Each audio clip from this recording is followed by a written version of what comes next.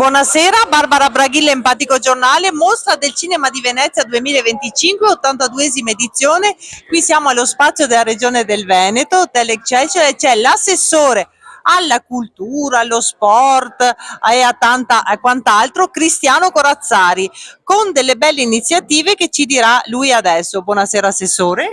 Ciao Barbara, grazie di essere qua nel nostro spazio. Noi oggi abbiamo una giornata tutta polesana che parla delle eccellenze del nostro territorio, in particolar modo di quel rapporto simbiotico che c'è tra la nostra terra e le acque, i fiumi. In particolare parliamo dei borghi fluviali, ovvero di un progetto che prevede la promozione del territorio, della cultura, delle iniziative territoriali locali, di tutte quelle che sono le promozioni dei prodotti tipici locali attraverso la navigazione sulle nostre acque interne, sui nostri fiumi e sui nostri corsi d'acqua.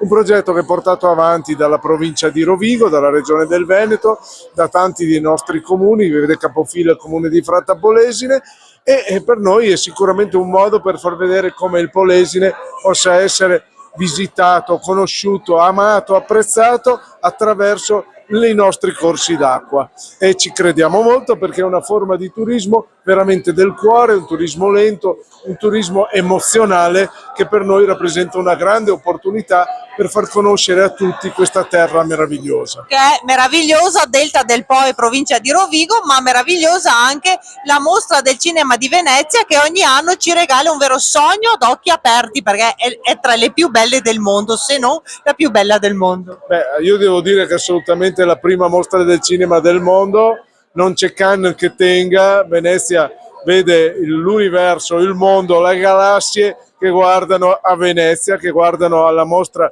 internazionale del cinema. Siamo all'82esima edizione e devo dire che quest'anno come Regione del Veneto siamo particolarmente contenti perché grazie al lavoro fatto dalla nostra Film Commission abbiamo anche ben 4 film in concorso e che sono stati sostenuti dalla Regione del Veneto. Evviva il Veneto, evviva la Mostra del Cinema di Venezia!